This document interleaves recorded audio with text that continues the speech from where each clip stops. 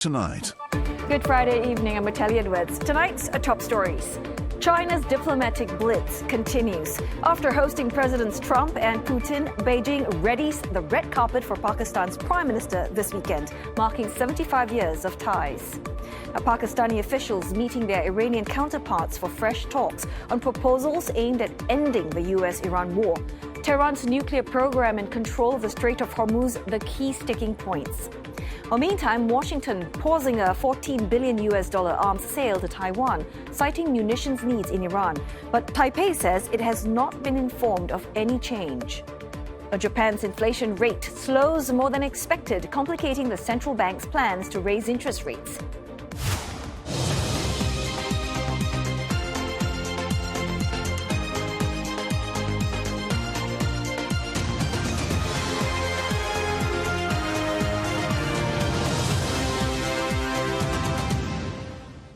Also tonight, how the European Union is busy sealing trade agreements with partners in the Asia-Pacific as ties with China become increasingly strained.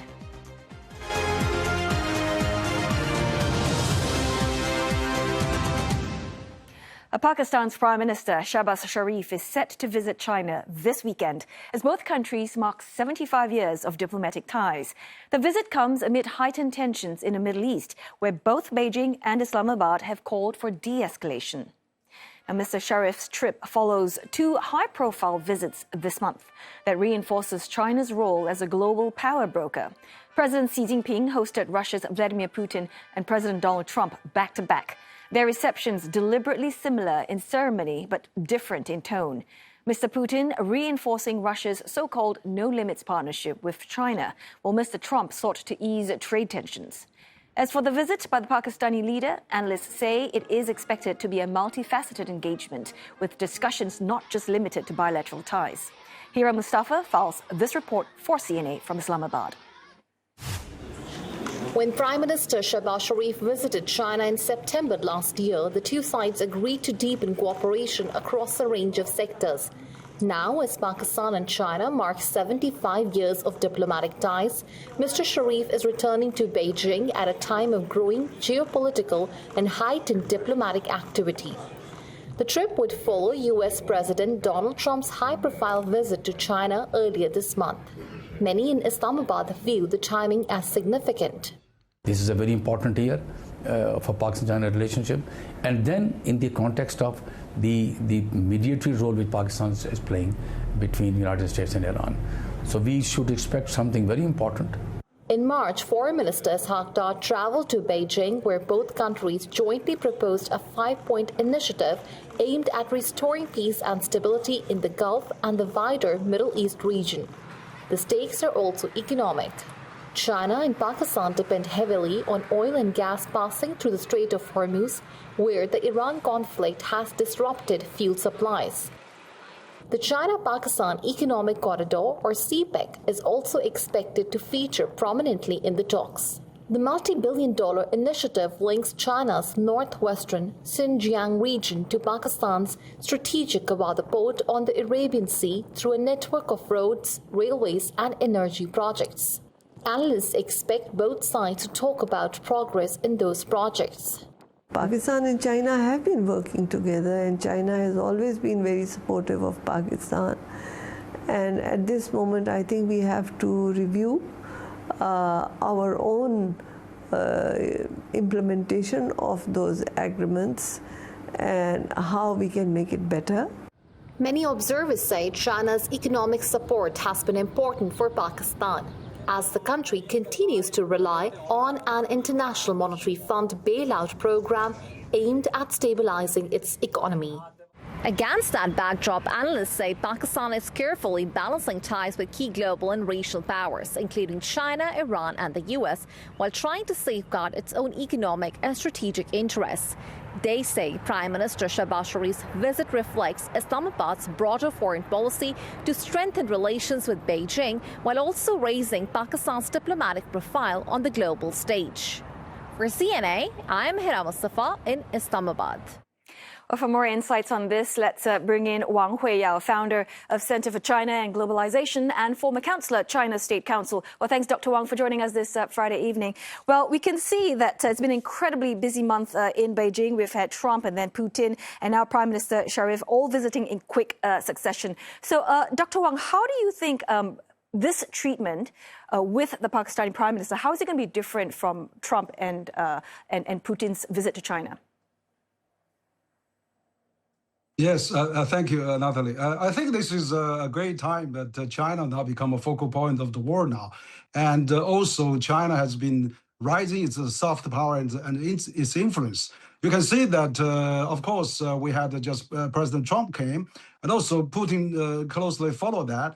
And of course, at the beginning of the year, we have also leaders of France, Germany, Canada, UK, South Korea, all come to China, shows the attractiveness of China as a balancing power, as a regional, of course, and global peacemaker power as well. So I think now, after President Trump and President Putin's visit, Pakistan Prime Minister come, you know that Pakistan also heavily involved in mediating this war with U.S. and Iran. And so I'm sure they are getting close to what kind of agreement. And by this time, Prime Minister of Pakistan come to China, have compare notes and exchange their ideas and build up consensus, would certainly build a great peace momentum for what coming up in Iran and U.S. conflict. But furthermore, as your reporter has mentioned, there's a huge to be discussed on China-Pakistan cooperation and also that kind of bilateral exchanges. So I think China is gaining all its neighbors and, of course, attention, but mostly a global G7 attention. And that's really a new phenomenon for the 2026. And we talked about how Pakistan is acting as this bridge between U.S. and Iran at the moment. But from where you are sitting, how much does Beijing actually rely on Islamabad to help manage those tensions in the Middle East right now? Well, I think China certainly plays a much more active, positive role because China, first of all, is the largest trading partner with all the Middle East Gulf countries, and of course 90% of energy trade with Iran that depends on China. And of course, you know that China already invited the Pakistan foreign minister came to Beijing, and then they proposed 5 point of a peace position for getting out of this crisis. And also we see Iranian foreign minister just came as well, and also Iranian named their parliament speaker as the chief representative to talk with the Chinese as well. So you see this China influence is there just by lined up with all those consensus, contributing to the consensus of this dialogue, this new narrative for peace and the making process. For example, the war cannot be continued, and then Hormuz has to be opened, and then that cannot be charged. I mean, just those plain statement from China, which means a lot to tip the balance. And I think that can really make a difference because all the parties are tired of fighting, and they want to calm down. Who can they trust to calm down as a middle platform? China perfectly suits for that, and China actually played active role to let everybody calm down. Even China doesn't have to really issue very strong statement. I think the silent influence, the hidden influence is there that people have to take very seriously. Right. And of course, we know that both countries are also feeling the heat from the instability of this Middle East crisis. So beyond the 75th anniversary celebrations, red carpet and all of that, how much of this visit is actually going to be about protecting energy security? Well, I think certainly there is going to be more talk about bilateral collaboration. I mean, Prime Minister Sharif was just in Beijing last year. I was at the banquet as well. But I can see, now with all those energy crises happening in the Middle East, that's really changed a lot of pictures. So I think, there's a lot of things to talk about how to strengthen this collaboration, the corridor that CPEC is producing between China and Pakistan, and also green power that Pakistan suffered a huge floods about a year or two ago, and China can really provide a lot of green power technology and that kind of a system, EVs and solar and wind powers to really fight climate change. I'm sure Belt and Road is doing well, and Pakistan is one of the key members of that Belt and Road initiative. I'm sure there's a lot of things to talk about in addition to people-to-people exchanges, student exchanges, tourism, and all the rest. Right. And, there's some critics out there, they're saying that, while China talks about stability, it also benefits when things are somewhat chaotic because it gains leverage over the U.S.'s unpredictability. I mean, how do you respond to that idea? No, I personally don't think that was a right argument. But it's true, though, that China is probably the only oasis or only big power, a big superpower that not involved in any war now. I mean, you can see U.S. is heavily involved with war that with Iran still hasn't finished that, and Russia is involved with Ukraine still going fiercely on continue, and so also we see insecurity in many parts of the world. China is the most very very safe place. Hasn't really get into any war, and economically is doing very well, and have another 5 years coming up to implement the strength of resilience of China. So I think it turned out everybody say, okay, in this uncertain world, China is the biggest certainty. China is in this unpredictable world. China is the biggest predictability, and in this changing world, China maintained quite a good progress. So that really gives a lot of stabilizing impact for other countries. That's why you see all the other countries come to China now, because China is a great stabilizer to come, the biggest stabilizer for the world. And China is the largest trading nation with 140 nations. And China also geopolitically is normalizing or at least maintain stable relation from first term of Trump, a strategic rivalry, to second term now it's a strategic stability. You see China made a huge progress. And also get along with all Canada, Australia, EU, and all the other countries. So China is really having a great harvest of its economic stability and political stability for the 2026. Right. Many thanks for your insights as always, Dr. Wang Huiyao, founder of Center for China and Globalization and former counselor, China State Council. And of course, you can find more insights into China's diplomacy on our website, cna.asia, and our mobile app, such as this commentary on whether China's geopolitical weight can help the US and Russian leaders end their wars. Police in South Korea are stepping up their probe into Shinsegae Group chairman Chung Yong-jin after a Starbucks Korea campaign triggered public outrage. The promotion, called Tank Day, was launched on May 18th. That's the anniversary of the 1980 Gwangju pro-democracy uprising, when troops and tanks were sent in to crush demonstrations. Critics say the campaign was deeply insensitive, especially because the word tank evoked memories of that crackdown.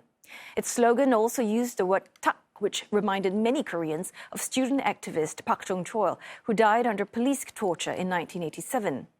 Starbucks Korea pulled the campaign within hours. Shinsegae has fired the local Starbucks chief, and Chung has also apologized.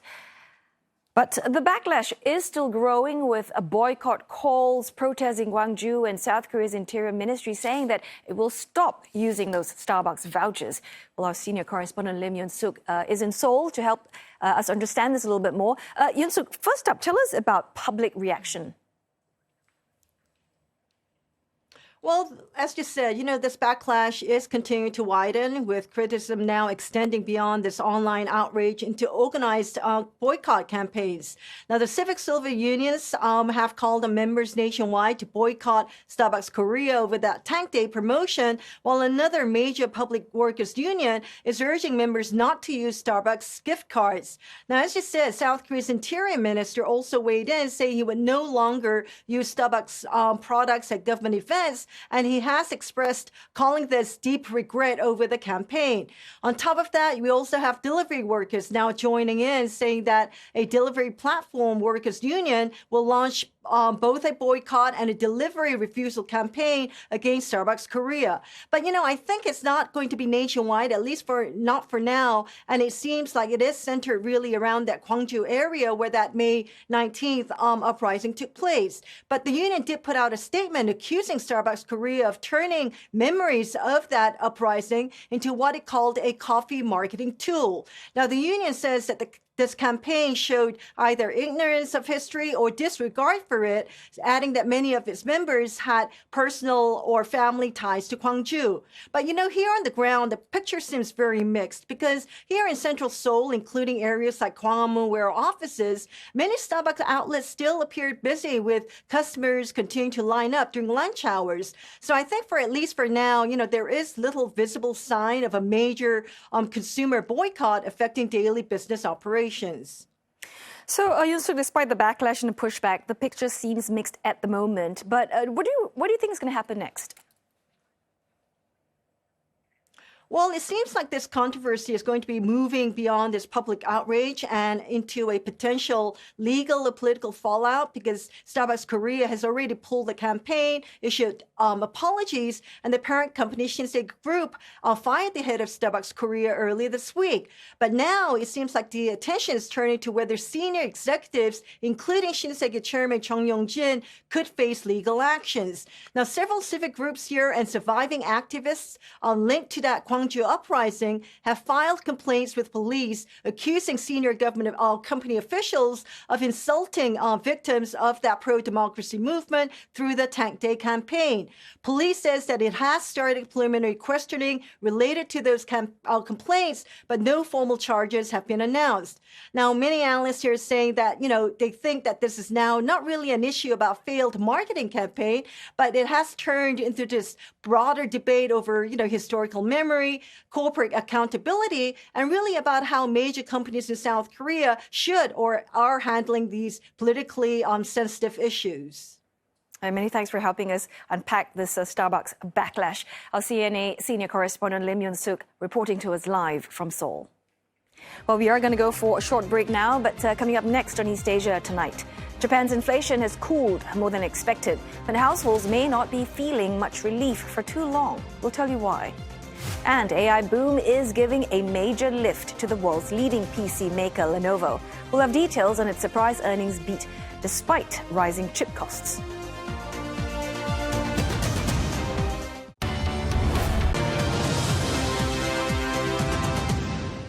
Hello again. Glad you're spending your Friday evening with us. Well, it's time now for your business update with Olivia Marzuki. And Liv, I believe you have the latest inflation data out of Japan. And apparently there's an upside surprise for the April numbers. Definitely, Ottilie. So policy support is really giving that and taking some heat out of prices. And the bigger risk now is still energy. Inflation in Japan cooled by more than expected in April, helped by government support for households. Core consumer prices, which exclude volatile fresh food, rose 1.4% from a year ago, and that's down from 1.8% in the previous month, which is March, and it's still below the BOJ's 2% target. The slowdown was partly due to the expanded high school tuition subsidies, softer price rises for some foods, such as rice, and lower petrol prices after emergency subsidies kicked in. But analysts say that the relief may not last. They warn that inflation is likely to pick up again, especially if energy prices rise. Japan imports much of its oil from the Middle East, where the ongoing conflict has squeezed supplies. Prime Minister Sanae Takaichi is considering an extra budget to help manage those higher costs. Local reports say it could be worth around 3 trillion yen. That's around 19 billion US dollars. Although the latest inflation print is below target, economists say that the broader trend in prices could still keep pressure on the central bank to raise rates. And South Korea is reportedly looking into whether prediction market platform Polymarket breached the country's gambling laws. The move is coming amid increasing regulatory pressure on the industry. And the country's agency that oversees broadcast and online media is said to have opened a formal review to determine if the service hosts illegal gambling content. Reports quoting the spokesperson for Korea Communication Standards Commission did not outline the details of the assessment or when it will be completed, but it is being conducted ahead of local elections in June. Now, several contracts linked to those election outcomes have appeared on Polymarket, where users bet on real-world events using cryptocurrency. South Korea has strict anti-gambling rules. Legal betting is limited to state-authorized channels such as horse racing and sports betting. Well, Polymarket is already facing growing scrutiny overseas, with access blocked or restricted in several markets. But the prediction market platform is reportedly seeking approval to enter Japan. Polymarket has been under pressure to expand its user base as it faces legal challenges in major markets, including the U.S. Reports say the platform has appointed a representative in Japan and is preparing to lobby for authorization. It is said to be aiming for approval by 2030 and sees Japan as a major untapped opportunity. But the country has stringent gambling restrictions. Japan-based users have also been blocked on Polymarket's platform due to regulatory requirements. Rules on online gambling have been recently tightened as well. The government last year prohibited the domestic establishment and operation of online casinos, although it is opening its first casino resort, MGM Osaka, in 2030. Samsung Electronics Union members have started voting on a tentative wage deal reached to avert a massive strike. The conditional agreement was settled late Wednesday after government-mediated talks and just hours before workers were due to go on an 18-day walkout. About 89,000 personnel are eligible to cast their vote online. The total figure is not immediately clear, as some employees belong to more than one union. Balloting will run until the 27th of May. The deal will be automatically ratified if more than 50% of those eligible participate and the majority votes in favor. The tentative agreement would create a new bonus pool for Samsung semiconductor workers worth 10.5% of operating profit and paid in stock over at least 10 years. Company officials have estimated that chip workers are expected to get around $337,000 each. Workers outside Samsung's main chip divisions are likely to receive much smaller bonuses. Local reports suggest staff in smartphone and home appliance units could get around $4,000, while those in non-memory chip operations could also see lower bonuses. Explosive demand for AI has helped drive a surprise beat on earnings from the world's leading PC maker. Lenovo has managed to deliver robust figures for the fiscal year ended March, even as the sector is struggling with a worsening shortage and rising costs for memory chips. Net profit jumped 38%, while revenue rose 20%. AI-related products and services were among the key contributors. The segment accounted for 38% of Lenovo's sales in its fourth quarter, and it has been growing at 84% yearly rate.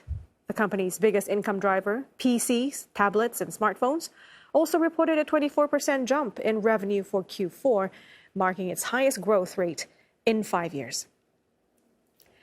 Well, investors welcome that report card. Lenovo shares ended to soar by a whopping 20% at the end of the closing bell, its highest level in more than 2 decades. It's also extended its run as the best performer on the Hang Seng China Enterprises Index this year. CEO Yang Yuanqing said the company's AI vision has placed it at the forefront of the sector and is confident Lenovo can become a $100 billion firm in 2 years. He reiterated as well that memory chip support and supply is short, but noted that the company has a good relationship with NVIDIA, and the more diversified supplier base is helping to manage the impact. And that's all I have in business for now, Telly. Happy Friday. Thanks so very much, Olivia. We're going to go for another break now, but coming up next on East Asia Tonight, Washington says it's laser focused on toppling Cuba's communist government after China slams U.S. charges on the island's former leader.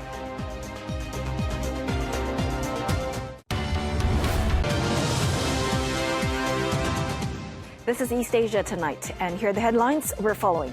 China's diplomatic blitz continues. After hosting Presidents Trump and Putin, Beijing readies the red carpet for Pakistan's Prime Minister this weekend, marking 75 years of ties. Pakistani officials meeting their Iranian counterparts for fresh talks on proposals aimed at ending the US-Iran war. Tehran's nuclear program and control of the Strait of Hormuz, the key sticking points. Plus, Washington pauses a $14 billion arms sale to Taiwan, citing munitions needs in Iran. But Taipei says it has not been informed of any change.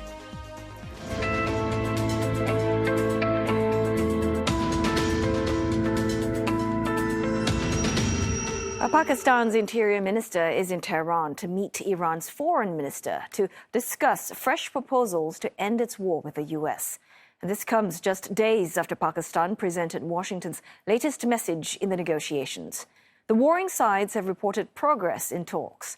Earlier today, the U.S. pinned its hopes on Pakistan's role as a mediator, echoing Beijing's earlier calls for Islamabad to intensify its efforts. Now, U.S. Secretary of State Marco Rubio says that there have been some good signs in negotiations, while Iran says that gaps have narrowed. But both sides still stand at odds over Tehran's uranium stockpile in the Strait of Hormuz.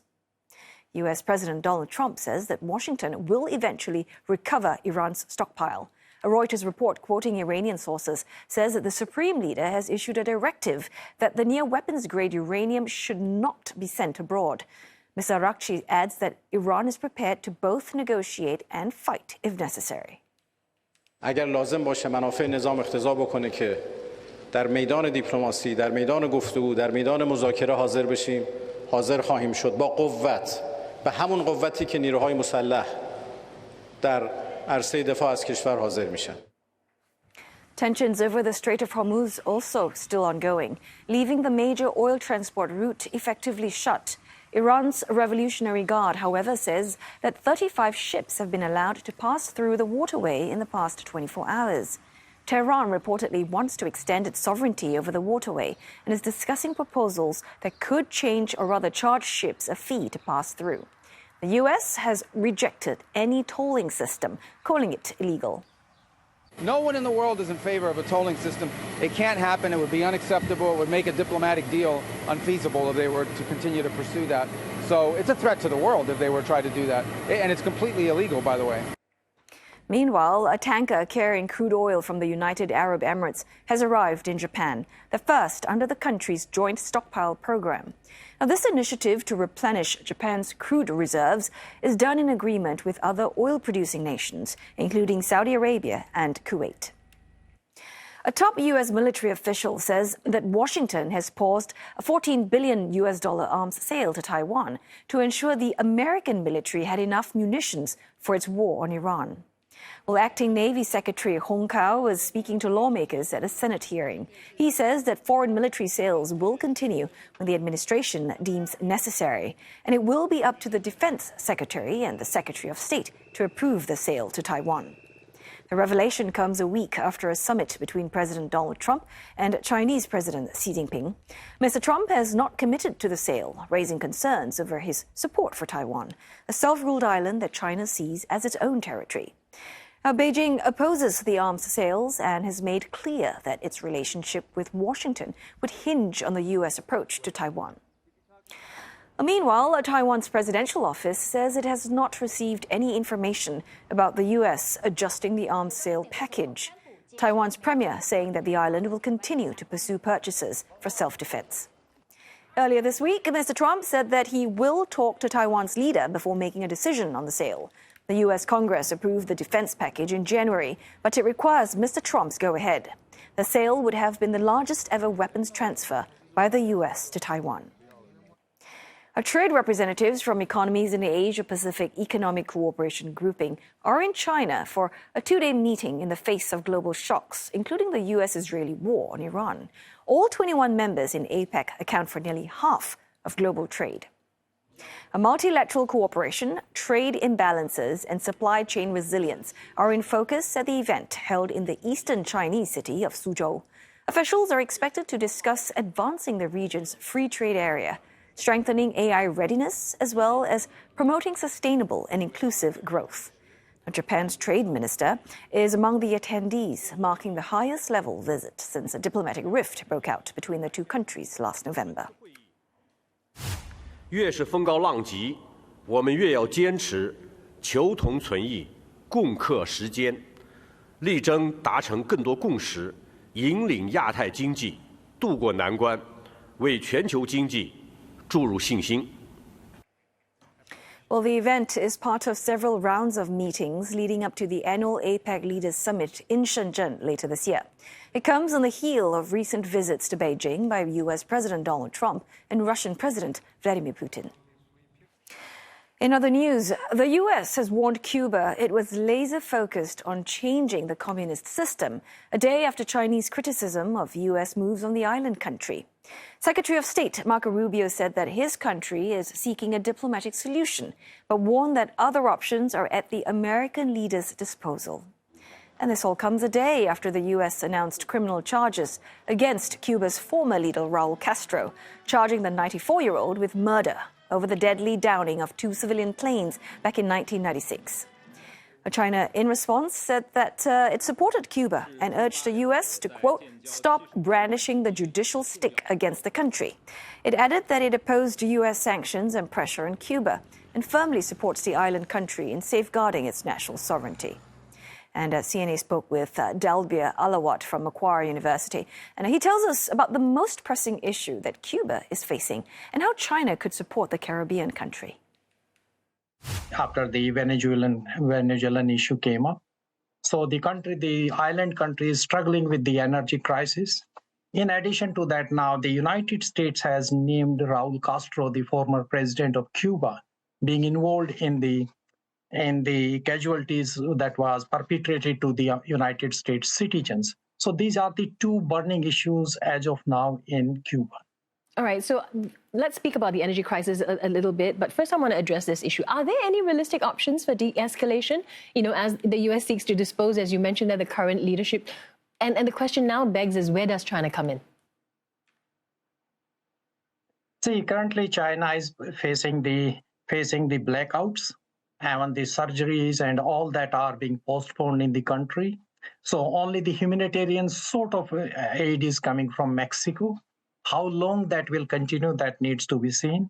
But in the meanwhile, Russia sent an oil tanker, but with one oil tanker has its own limitations, how long it can go on. So there comes the role of China, because Cuba and China relationship is being ongoing since they established diplomatic relations in 1960. Moreover, Cuba was also the first Latin American country to formally recognize the People's Republic of China.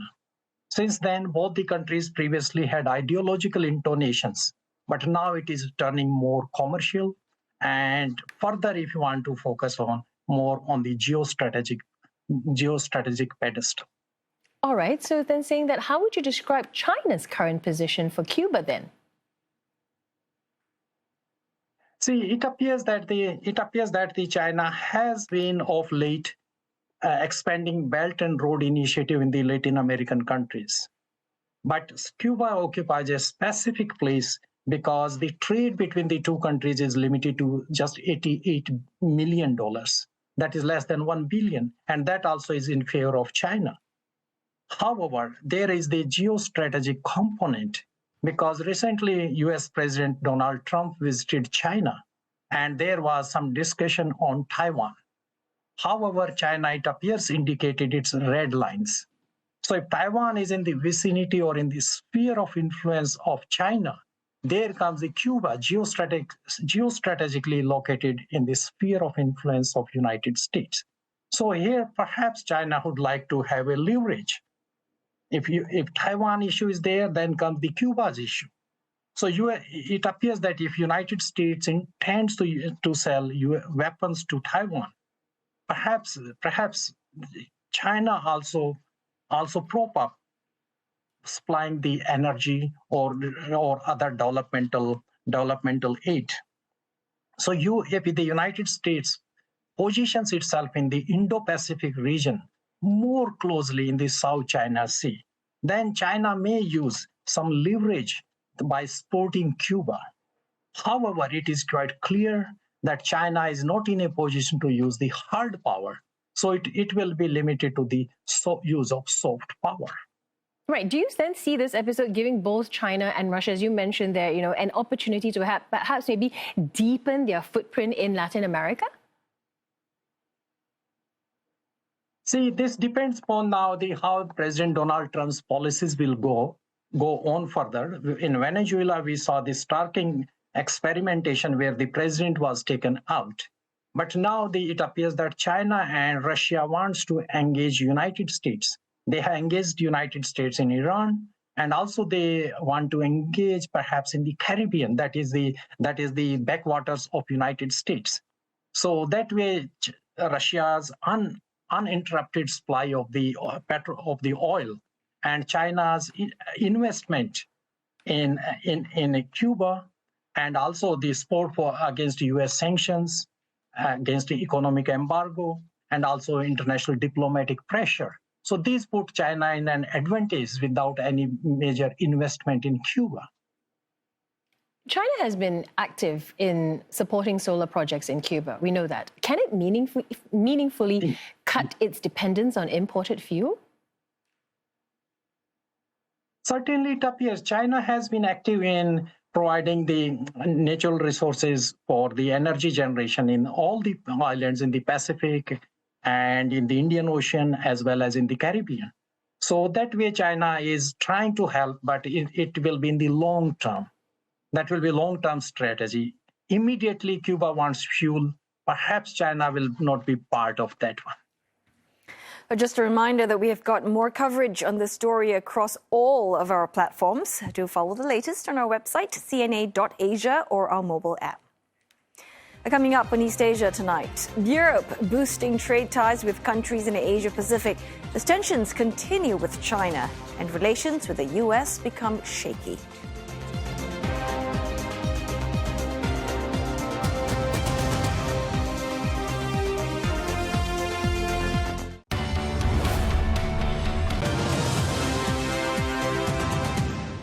The EU is stepping up efforts to deepen ties across the Asia-Pacific, even as it recalibrates trade relations with the U.S. and China.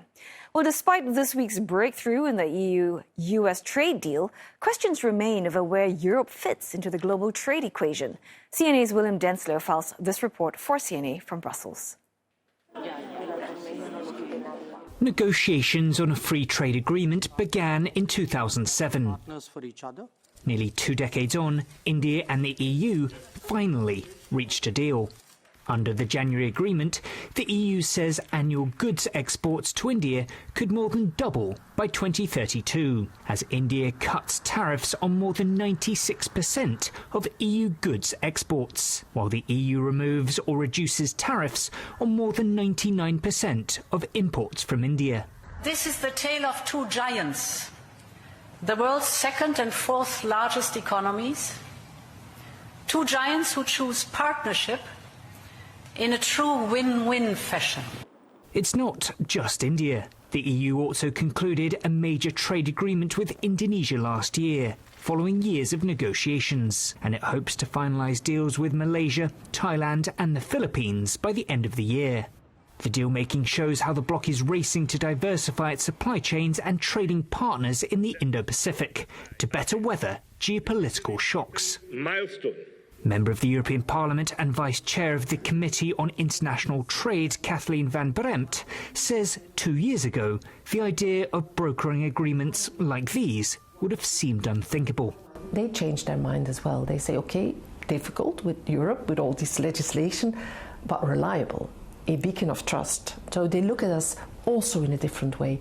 And that's what binds us together. That is these values and a mutual respect. The remarks came at a panel in Brussels, hosted by the Singapore-based Asia-Europe Foundation. It brought together EU officials and Asia experts to discuss cooperation across areas including trade, governance, education and the digital space.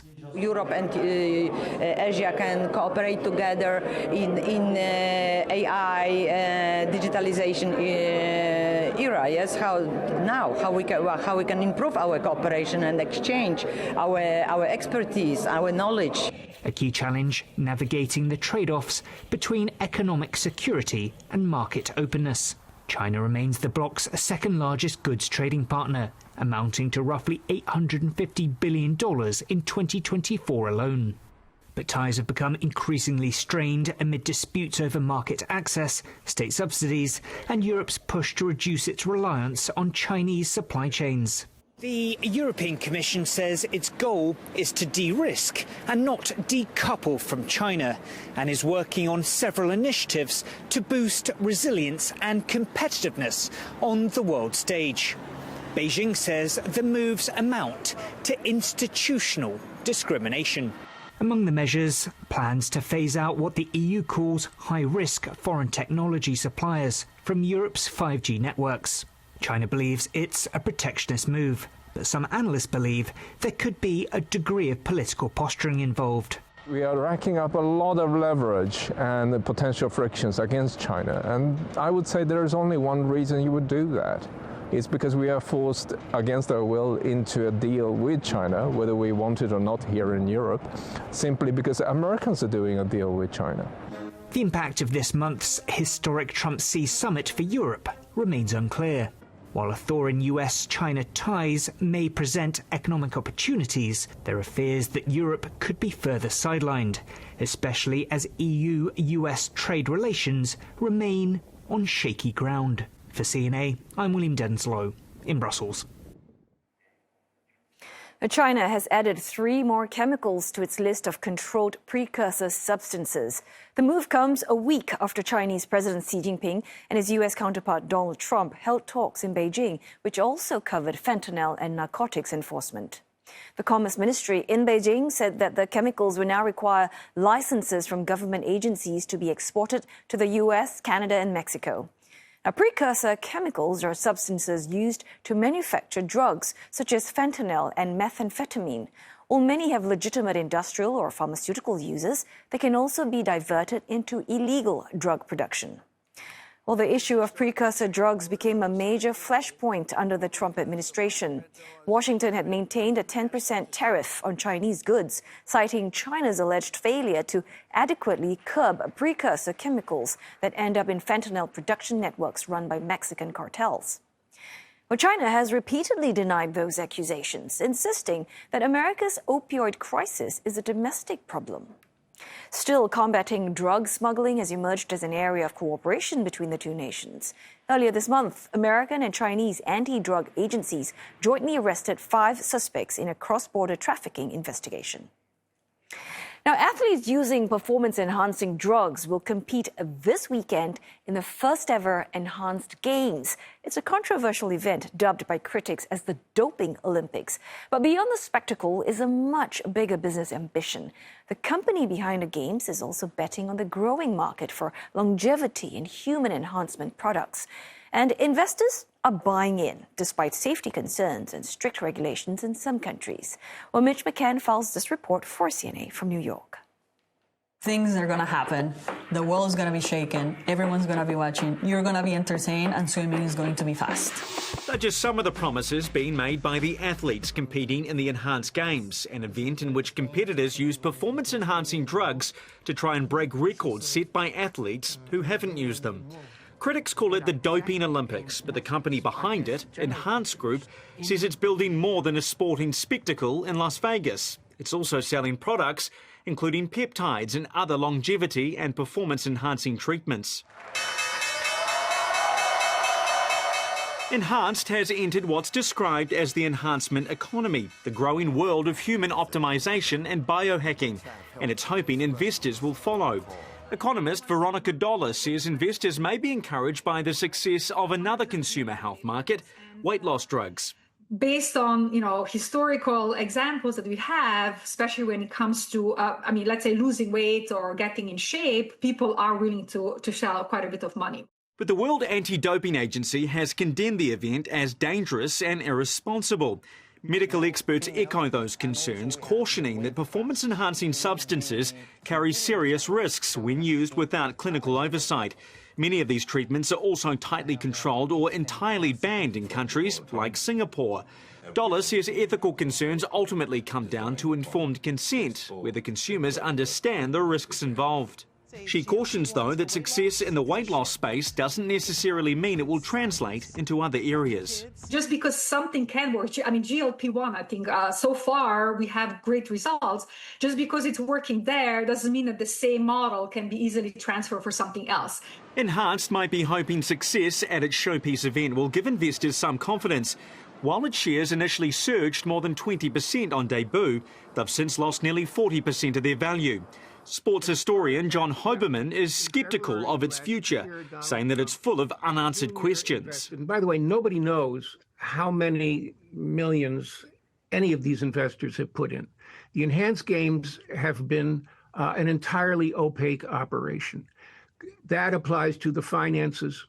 That applies to the medical operation, about which we know practically nothing. Enhanced went public through a SPAC, or Special Purpose Acquisition Company, a faster alternative to a traditional stock market listing. Investors in Enhanced include Silicon Valley conservative Peter Thiel and 1789 Capital, where Donald Trump Jr. is a partner. Douglas Allenhoff, who specialises in SPACs, says right now where the Trump family goes, investment follows. And there seems to be a large appetite for supporting this president and his family and other members of the administration's initiatives in the SPAC market. And so we've had direct visibility on that phenomena, and it's for real. On May 24, the world will watch to see if the Enhanced Games can live up to its own hype. If it can't, its organisers will be hoping investors are still willing to bet on the business of biohacking and longevity. For CNA, I'm Mitch McCann in New York. North Korea's women's football coach has defended his team against allegations of rough play ahead of tomorrow's Asian Women's Champions League final. Now, the coach of Nagoyang questioned the complaints of rough play, saying that the games are played according to rules with referees present. North Korea reached the final after defeating South Korea's Suwon FC 2-1. The match marked the first visit by a North Korean sports team to the South in 8 years. North Korea's women's football teams are among the strongest in Asia, with the national side ranked 11th in the world. Now, the team will face Japan's Tokyo Verdy Ballitza in tomorrow's final in Suwon. Tokyo beat the North Korean team 4-0 earlier in the group stage. But Tokyo's coach says he is expecting a much tougher contest this time. And that pretty much wraps up Friday's edition of East Asia Tonight. I hope you've enjoyed it. Don't forget, if you need headlines, you can find it anytime at cna.asia. And look us up on all our socials. We're on Facebook and YouTube. Well, thanks for watching and have a fabulous weekend. See you again next week.